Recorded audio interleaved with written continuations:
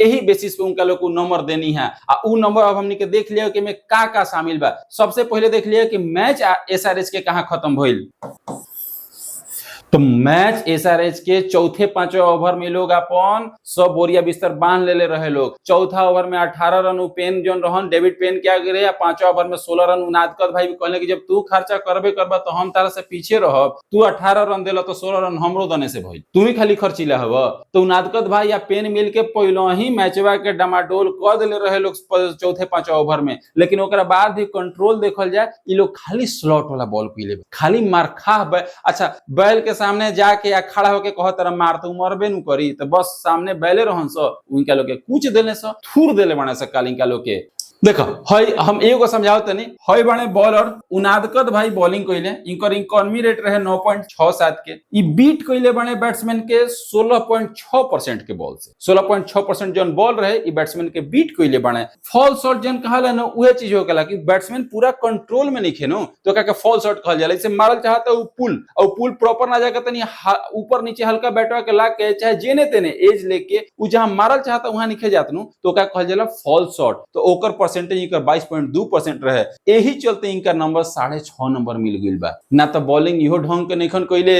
ए हिसाब से देखल जानो तो जन मलिंगा भईवा बानो एकर बॉलिंग देख लिया। ई मलिंगा भईवा इतना काल बॉलिंग करत रहे कि एगो तो 17 ओवर के इकोनॉमी कइलस, 12वां ओवर एकर खत्मे ना होत रहे, उ अजर अमर हो जाइत उ भरवे। ई जवान एको गो बीट नहीं के करे, एगो बीट नहीं खे। ई काला बॉलर ऐसन होके के चाहिए जन की एको बीट निखन करेले। आई रहन एथी है फॉरेनर हमें 5% फॉल शॉट बा। फॉल शॉट वो ई हो सकत है कि बैट्समैन का के खिसिया के मारत होइनु आ कहीं ऊपर नीचे लाग जात जहां मारल ना चाहत हुई, ए चलते इनकर इंपैक्ट बा 0.8 के। माने ई 0.8 नंबर लेल बने 10 में, मर्दे 3.3 पे पास फेल होत रहे हमनी के बिहार बोर्ड में, तू 0.8 लेल बड़ा, तू एकदम थर्ड डिवीजन का, तू थर्ड डिवीजन में एकदम गर्त में बाड़ा मर्दे। ई पचा एगो हमनी के नीतीश कुमार बने कि मैदान में कभी हारे ना मान ले, एगो ई नीतीश कुमार बने कि इनका अभी ये पूरा देह पांखुर में दर्द उखड़ रहता। ई कल 9.5 के इकोनॉमी से पिटाइल बने, खाली इकोनॉमी 9.5 दिखता, इंपैक्ट इनकर 0% रहे। फॉल शॉट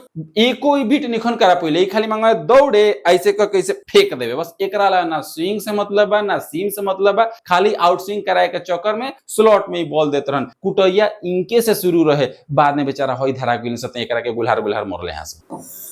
फास्ट शॉट फिर उहे हाल बा, लागल नहीं खे, उ बस ना होकेला कि बैट्समैन खूब कस के मारे गइल, ई ओकनी के तनिको डेरवा के फास्ट शॉट निकल लेले, ई असही हो गइल बा, बैट्समैन मारे गइल बा, एक आध गो करा गलत लाग गइल बा, अतने के बस अंतर पड़ता है। तो इनका जो नंबर बा नु ई 1.5 नंबर लेके आइल बाने। इहो क्लास के उहे बच्चा है जो दिन भर आम के बगीचा में रहेला, आज जब परीक्षा होई न तो कहे कि सर जी हमरा के परीक्षा ना दिए, हमरो परीक्षा लिखे के बा, तो हतने नंबर आएला। दिन भर आम के बगीचा में रहला से नंबर ना मिले, तोहरो प्रैक्टिस करे के पड़ी, तारा मैच के अनुसार ढले के पड़ी। तू युवा बड़ा, तू एगो सेंचुरी ऑस्ट्रेलिया मार के ई मत समझ के तार जगह पक्का हो गइल बा। अरे तनी तारा पे इन्वेस्ट कइल जाता टाइम नु, तो तोहरा से एगो रिक्वेस्ट बा कि तू इंडिया के लाज बचावा, इंडिया के आगे जो क्रिकेट बा ओकरा के आगे लेके जा।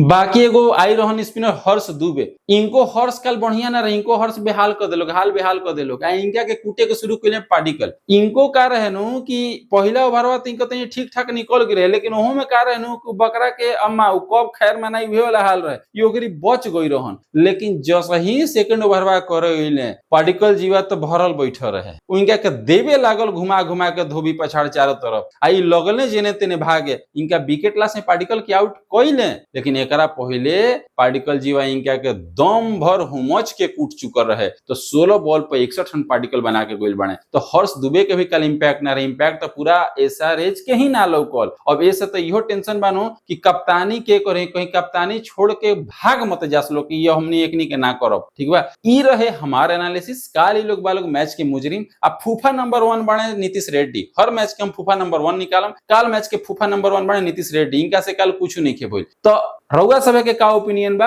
हमरा हिसाब से अगला मैच से ईशान मलिंगा तो ड्रॉप होते बने।